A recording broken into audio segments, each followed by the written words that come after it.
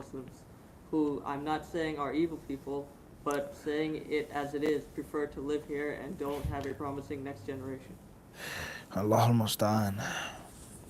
طيب. Question from East Flanders, Belgium. Make hijrah to a better place that I'm able, or stay and give dawah and teach. Most people here, those who remain, those who could leave have left. Those who are here are depressed, they're sad, they're distrusting, and nothing offensive or nothing personal, but the average Muslim here is just an average immigrant Muslim, meaning they just come, work, make money, shave half of their deen off of, get rid of their culture, their identity, blend in, and there isn't a promising future or second generation. La hawla wa la quwwata illa billah. A very sad thing to say, and perhaps a very true thing to say about many countries with regards to Muslims who leave a country and they go to another Western country, and what remains for the next generation. Allahumma musta'an. At the end of the day, you're advised not to leave. You're advised to stay to give dawah there. Allah has put you there for a purpose. I agree with that person. I agree. Everybody can't leave. Everyone can't have a simple, peachy, comfortable life living in Kuwait or Dubai or Saudi, working, teaching English, sending their children to the tahfidh, driving a big SUV, making tax-free money, making the hijrah, whatever. Everyone can't do that. And everyone shouldn't do that. Some people have to stay in Belgium or New York City or UK, wherever you're from, and give dawah and teach. All right?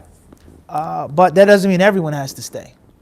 All right? Somebody may say, I'm not a da'iyah, I'm not a caller to Allah, I'm a layman Muslim, I don't want to be one. I don't want to be a scholar, I want to just have a simple, basic, comfortable life with the Muslims. Then I would say, make hijrah. Make hijrah. But if you have the ability to call the people to Allah and to teach them, if you have the talent, if you have the aspirations and the ambitions, then there is of no comparison the reward of that.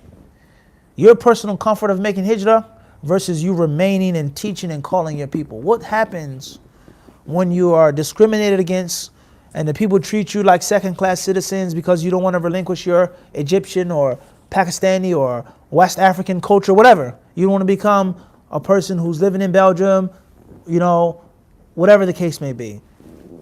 No problem. But what happens when you do meet that one person from Belgium and he accepts Islam and he learns the Sunnah and he starts practicing Arabic and he teaches his mother and his brother and a neighbor and a third and a fourth and a fifth and a sixth? What happens when you get 10 people, 20 people, 100 people? What happens when in a masjid a center is established in which the deen is becoming strong and is thriving? What reward is there? Only Allah knows. And don't you want that reward? That tremendous amount of hasanat. All of those people, by Allah's permission, you saved from the hellfire. The misrepresentation of Islam that is in Belgium, you, by Allah's permission, was someone who fought against it. And they still say those things. Islam is only this and Islam is terrorism. But their view of the orthodox understanding of Islam is now heard too. Who wouldn't want that reward? And if that reward means that you have to sacrifice a little bit and go through a bit and suffer a bit and get a couple of nicks and cuts, then so be it. So my advice is to seek the higher purpose. And the higher purpose is to stay and to establish the deen in Belgium. To establish the deen in what and where you are. Establish the sunnah to the best of your ability. But you may not have the ability to do that. Or it may not be from your goals. And if you don't want to do that, then make hijrah. And don't listen to that person. Make the hijrah. Leave that place that's wicked or corrupt or is bad for the Muslims. But last but not least, don't think that there is a utopia in other parts of the world. Everything is perfect. We just came back from Malaysia. Alhamdulillah, many brothers, they make hijrah there. They go study there. Only Allah knows the amount of things that we saw in Malaysia which were clearly haram and against the deen and against the sunnah. Things which are backwards. And if you read the history of Malaysia and the statistics of Malaysia, people, they make hijrah there. They go and they live there. It's a calm place, the Muslims, but look at all the other haram things there. Look at all the other problems that you have there. The discrimination that we had to face from Muslims there. It's reality. Why? Because we're American? Or because we're black? Or because we're Wahhabi, Salafi, this and that? Allahu Alam. Where would you like to start? So don't think that you go to Saudi and it's just going to be paradise. Don't think you go and make hijrah to Malaysia or Indonesia and it's what? Paradise. There's always going to be a struggle.